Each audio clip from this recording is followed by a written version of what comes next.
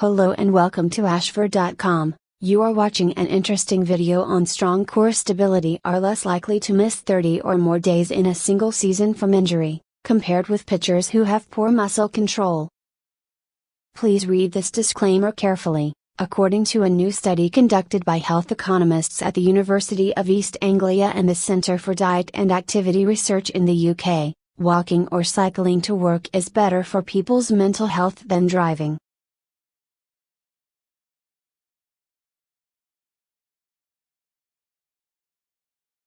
The high tilt group were 3 times more likely to miss 30 or more days in the season than pitchers in the lowest tilt group. In the study, the researchers assessed the lumbopelvic control of 347 pitchers between the ages of 18 and 22 during spring training. The researchers placed an iPod-based tilt sensor on the sacrum of each participant, where the spine and pelvis meet. The sensor allowed them to measure by how much of an angle the pitchers tilted their pelvis as they lifted a single foot up by about 10 centimeters. This stepping motion is similar to the beginning of a pitch, or stepping a foot up onto a curb. The researchers say that when a pitcher raises their knee to pitch, the pelvis has to dip. However, they were not as interested in measuring this as much as measuring how well the pitcher can control their pelvis before it has to move. Once the researchers had recorded these measurements, they divided the pitchers into 3 groups, based on how far their pelvis is tilted from the starting position.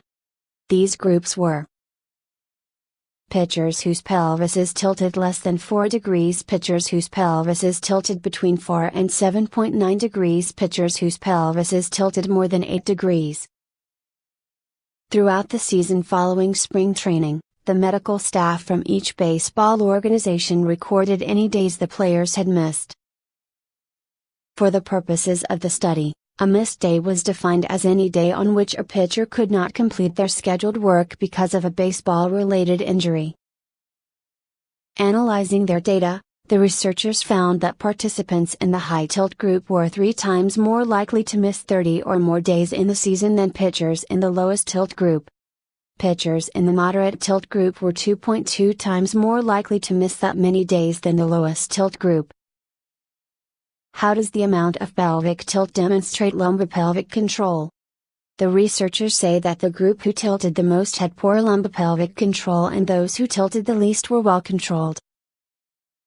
Decreased pelvic tilt in our test is a sign of a stable core because it means the person is able to properly sense movement and stop it with her muscles. In the test, we asked the person to keep the waist horizontal, so having increased pelvic tilt would mean either that they couldn't tell they were tilting or they couldn't figure out how to stop it. On average, the poorly controlled group missed 99 days of the season due to injury, the moderate control group missed 46 days, and the well-controlled group missed 44 days. Chaudhary says the reduced injury in the well-controlled group may be because a well-controlled core minimizes interference of energy moving through the body, from the legs to the throwing arm.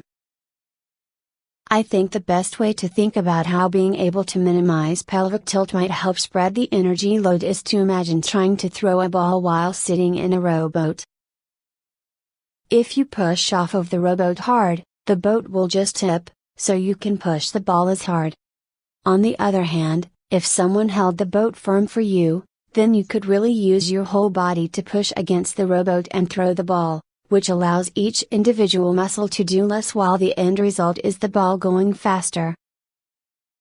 And with a stable core, the pelvis can redirect that force from the legs in the right direction to push the torso and so on all the way up the kinetic chain to the hand.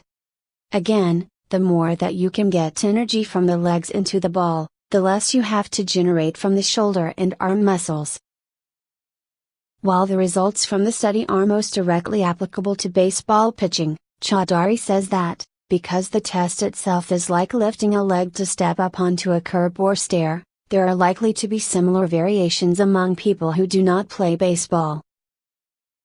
We believe that it's possible people with poor core stability may have a greater risk of injury when lifting boxes, he says, or children, when reaching for a heavy dish in the cupboard, or in other daily activities. We are researching these other more everyday activities now to figure this out. References